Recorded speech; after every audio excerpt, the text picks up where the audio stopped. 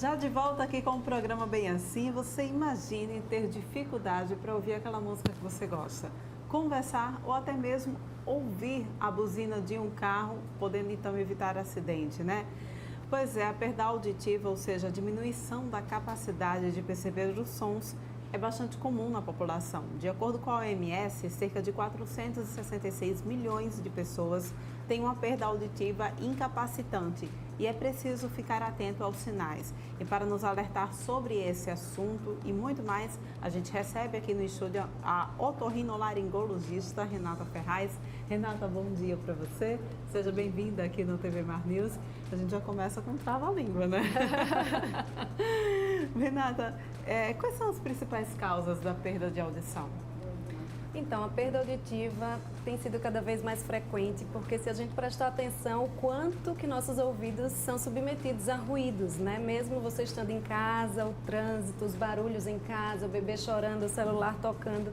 Então, realmente, cada vez mais com a evolução mesmo da sociedade, a gente está tendo mais exposição a ruído.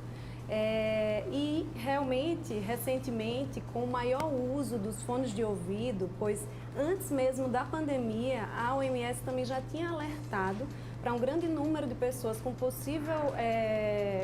possibilidade de desenvolver perda auditiva e alertando principalmente as crianças e adolescentes, que na época eram quem mais usavam os fones, principalmente em volumes mais elevados, da possibilidade dessa perda auditiva.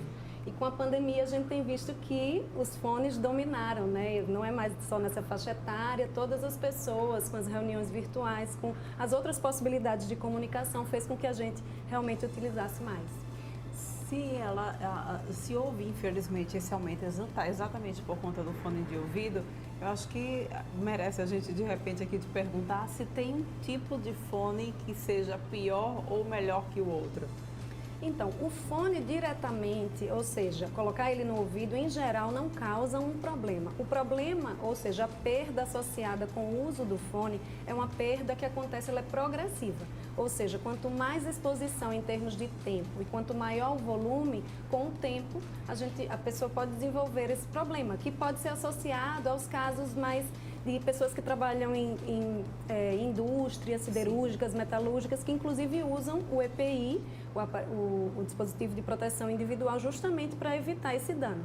Ou seja, o fone, como você perguntou, os do modelo de concha, ou seja, aquele que fica ao redor do ouvido, eles são melhores, ou seja, do que os intra-auriculares, que são aqueles que o som já sai direto, então fica muito próximo ali do tímpano e da estrutura da orelha interna, por exemplo. Quando a gente fala sobre perda auditiva, existem tipos diferentes dessa perda auditiva, níveis? Você poderia explicar para a gente? Sim.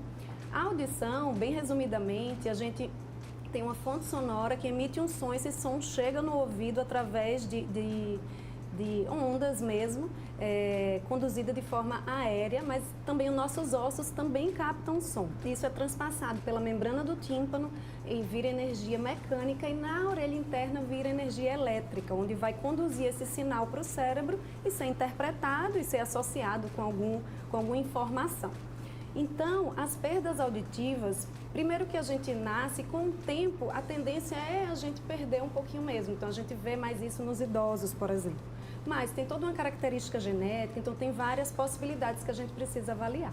Existem perdas auditivas condutivas, ou seja, aquelas que dificultam a condução dessa onda sonora. Então, rolha de cerume no ouvido, ou um otite que tenha conteúdo de secreção por trás do tímpano, impede essa onda de chegar. Todas são questões que são reversíveis, porque se você tira a rolha, a pessoa volta a escutar. Então, é um problema de condução. Existe uma perda neurosensorial, ou seja, já é no mecanismo de orelha interna. Então, em geral, esse tipo de perda ela é irreversível. Então, também tem as perdas mistas, que pode ter um pouco de cada componente, mas a perda, por exemplo, por indução de ruído, de pressão sonora, elas em geral são neurosensoriais, ou seja, quando acontece, não é possível reverter. Renata, só para o pessoal de casa ficar atento, quando você diz rolha de cerume, é o que a gente chama de cera? Isso mesmo. É a cera do ouvido. Tem um jeito certo de a gente fazer essa limpeza sem danificar? Porque a gente, não, tem que limpar. E tem gente que diz, não, mas tem que estar aí, não precisa tirar. Como é que funciona? É interessante. Tira ou não tira? É interessante mesmo, porque as características são muito individuais. Tem gente que produz muita cera, tem gente que nem produz praticamente. O ouvido, ou seja, o conduto auditivo externo, ele é revestido por pele. Então, quem produz muita cera, a cera tem várias funções, inclusive ela é meio grudenta, meio pegajosa, ou seja, ela dá algum grau de hidratação para aquela pele do ouvido, ela protege contra bactérias, fungos, então protege contra infecções, então ela tem uma função. E também tem um mecanismo de ser expelida normalmente, ou seja, o próprio crescimento da pele do ouvido para a parte mais externa vai expelindo a cera, teoricamente. Tem gente que produz muito, e isso daí não consegue ser expelido tão natural. Então, pessoas que produzem pouca cera, em geral, têm mais queixas de que o ouvido coça muito. E realmente, como eu falei que a cera também é um pouco pegajosa e dá essa função também de hidratação, é como se o ouvido ficasse ressecado, então dá essa sensação de coceira. A cera do ouvido, quando ela acumula, o ideal mesmo é só limpar o ouvido na parte externa. Pode ser com a toalhinha, pode ser com alguma coisa só externamente ou até mesmo com cotonete. Introduzir o cotonete vai fazer com que a maior parte da cera entre para o conduto e o cotonete pode até sair sujo, a pessoa fica satisfeita achando que limpou o ouvido, porém, se formar uma rolha de cera, que foi isso que eu quis dizer, ela está muito lá dentro, então dificulta inclusive essa remoção. Então, a orientação é realmente, se acumulou cera, está com dificuldade de tirar, procura o otorrino, mas em fazer a limpeza na região externa não tem problema algum. Já fica a dica então aí para o pessoal de casa, não dá para errar, né? Então, você citou aí as pessoas que trabalham em ambientes com ruídos altos, né? Essas pessoas, de fato, elas têm mais predisposição, de fato, a perder a audição por conta desse trabalho? Com certeza. Então, isso há muito tempo atrás, isso não era tão percebido e após ver que algumas pessoas perdiam a audição, foi introduzido a obrigação, né, de usar o aparelho de proteção individual. Então, se a gente tiver uma noção em termos de decibéis, uma conversa aqui, a gente está numa média de 40 decibéis, 50 no máximo.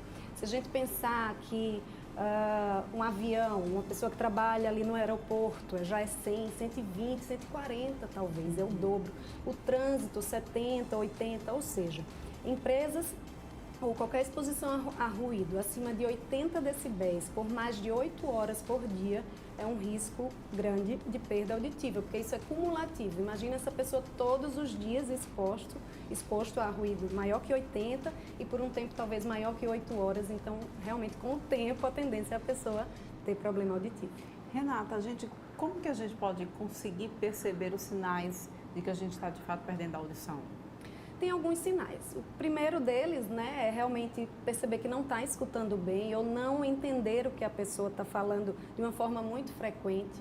O zumbido é um sinal, ou seja, o zumbido está associado, em 90%, 90% a 95% dos casos de zumbido tem associação com perda auditiva. Por quê? Porque as células ciliadas da orelha interna, que, como eu falei, elas captam o som e mandam essa informação para o cérebro, quando elas ficam danificadas, elas mandam informação errada, ou seja, o cérebro interpreta como som e envia a informação de volta. Então, isso gera o zumbido. Então, a maior parte das pessoas que tem zumbido vai ter perda auditiva associada. Mas existem outras causas também que precisam ser investigadas. Então, realmente, essa é a recomendação. Muito bem.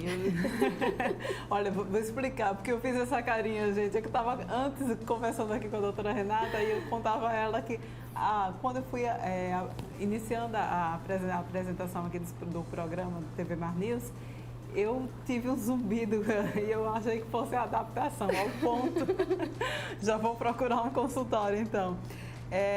Ela só será detectada por meio de exame, a perda auditiva? Sim.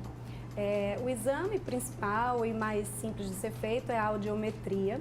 A gente pode fazer uma investigação maior dependendo do caso. Você falou essa questão do zumbido, mas existem casos temporários, ou seja, um dano nessa célula que pode ser temporário, no seu caso, ou às vezes quando a gente vai para uma balada, para um show, para um canto onde tem um som muito alto, você sai às vezes com zumbido até o dia seguinte, por vezes, e depois não sente mais. Ou seja, aquelas células ficaram meio danificadas e se recuperaram, como se tivesse sido machucada. A gente fez um exercício intenso e ficou machucado, voltou. Mas existem danos irreversíveis, que em geral estão associados tanto à exposição prolongada, como essa questão do fone de ouvido e de volumes muito elevados, como a traumas acústicos, que é aquele que a gente fala do São João, das bombas, dos rojões, tiros, ou seja, um som muito intenso, uma pressão sonora muito intensa de uma vez só. O fone de ouvido, você já disse que é um grande vilão, e aí a gente aproveita exatamente esse momento, né, de festejos juninos, exatamente para falar sobre essa utilização de bombas. É de fato perigoso? Tem muita gente que acaba se arriscando, solta um artifício desse muito próximo, isso pode de fato fazer a pessoa perder a audição? Pode, a gente tem que ter muito cuidado mesmo. Então, assim, o ouvido ele tem um mecanismo de proteção contra sons muito altos. Porém, nesses casos que é muito rápido, não dá tempo de lançar mão desses mecanismos. E aí, por vezes, esse som muito alto danifica realmente essa estrutura. E pode ser de forma unilateral, ou seja, se a fonte sonora está muito perto de um dos lados, pode ser dos dois lados, pode ser reversível ou irreversível, dependendo do caso. Então, é um mecanismo mais abrupto, onde aconteceu, a pessoa já fica com aquele dano e realmente é bom avaliar. Crianças são mesmo mais sensíveis a sons altos? Em geral, sim, elas são mais sensíveis a sons altos. A gente tem que ter bastante cuidado, até porque a criança está justamente no momento de aprendizado, aquisição de linguagem, tem muitas questões envolvidas, e um dano desse para as crianças que, em geral, pelo menos na nossa época ou na minha época, estavam muito envolvidos ali em questões de fogos de artifício, pode trazer um dano que não é interessante. A gente costuma dizer também, quando a criança fala muito alto, né? Será que a pessoa está ouvindo direito? Geralmente, quando a gente fala alto, é sinal de que a gente realmente está perdendo a audição? Pode ser um sinal, mas nem sempre é. Às vezes é uma característica da pessoa e pode sim ser até melhorada, né, com fonoterapia, com avaliação. Então, em caso de perda auditiva, a pessoa tende sim a tentar compensar, mas tem casos de pessoas que têm audição normal, mas têm o padrão de falar um pouco mais alto. E aí isso pode ser corrigido porque talvez para ela não tem outra referência, ela acha que ela fala normal. Eu queria só frisar, você falou em relação ao fone de ouvido, que é um grande vilão. Assim, na verdade, ele traz problemas, então a gente tem que ficar atento. Não necessariamente ele é um vilão. Se a gente está usando, a gente precisa dele, eu acho que eu poderia dar aqui até algumas orientações para que a gente possa usar de uma forma que evite disso acontecer. E algumas delas são, se possível, usar no máximo volume até 60% da capacidade do aparelho, da capacidade máxima. Se possível também, priorizar o concha em vez do intra-auricular. Se tiver a opção no dispositivo daqueles abafadores de ruído, é uma boa opção, porque por vezes o ambiente externo tem muito ruído, você aumenta o volume na tentativa de compensar o ruído externo. Usar de um lado só também pode sobrecarregar esse lado, já que você não está distribuindo, então você acaba aumentando o volume para escutar melhor. E evitar o uso prolongado. Então, tem gente que usa o dia inteiro, às vezes até dorme com o fone, e isso com certeza vai trazer algum dano a longo prazo. Então, ter essa atenção que o ouvido ele também precisa descansar. O silêncio também faz parte. Com certeza.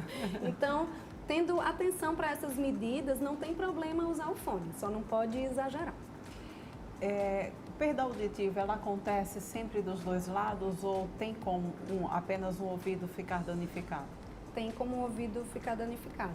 A maior parte das vezes é os dois lados. Em geral, as perdas auditivas que acontecem com o passar da idade, por exemplo, é como se fosse um envelhecimento da estrutura mesmo do ouvido. Ou alguma doença constitucional da pessoa, em geral, é para os dois lados. Algum medicamento que seja ototóxico.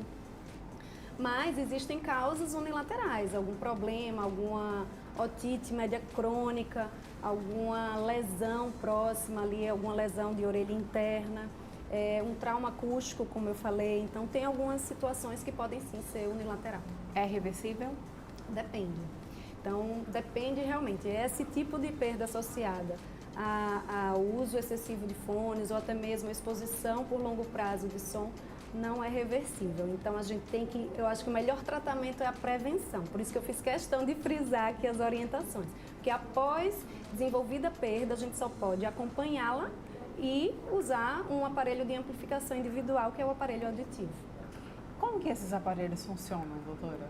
Eles basicamente, dentre várias funções, é como se eles aumentassem o volume da audição. Então ele se chama aparelho de amplificação sonora individual. Pessoas que têm perda unilateral podem até usar o aparelho de forma unilateral, porque quem escuta de um lado só, apesar de escutar, né, não ter uma deficiência auditiva total, mas ele tem dificuldade de localizar o som. Sim. Então, de ter algumas discriminações que no dia a dia a gente nem percebe que fazem diferença. Então, pode ser unilateral ou bilateral, dependendo da perda. Então, é como se você coloca esse aparelho, ele amplifica o som. Só que sons muito altos podem incomodar essa pessoa. Então, existe a possibilidade de ser ajustado por frequência. Então, a gente escuta várias frequências e isso pode ser, sim, adaptado. Em geral, à noite, essa pessoa remove o aparelho, porque ela, teoricamente, vai dormir. E aí, o aparelho ele fica carregando, no outro dia, vai usar. Então, ele serve para você escutar melhor no momento que você está com ele. Muito bem, obrigada pela tua participação. Acho que a gente passaria a manhã inteira aqui conversando Verdade. sobre a tua situação. Muito obrigada, tá bom? Obrigada Até a você. outra oportunidade. A gente vai agora para um rápido intervalo, mas não sai daí, porque daqui a pouquinho a gente vai trazer para vocês informações a respeito sobre a alimentação de crianças. Pois é, tem crianças que de repente, por conta dos próprios pais, são vegetarianas. E aí, como é que funciona? Dá para fazer alimentação vegetariana para a criançada? Dá sim. Quem traz mais detalhes daqui a pouquinho é Mara Almeida. Já, já. 186.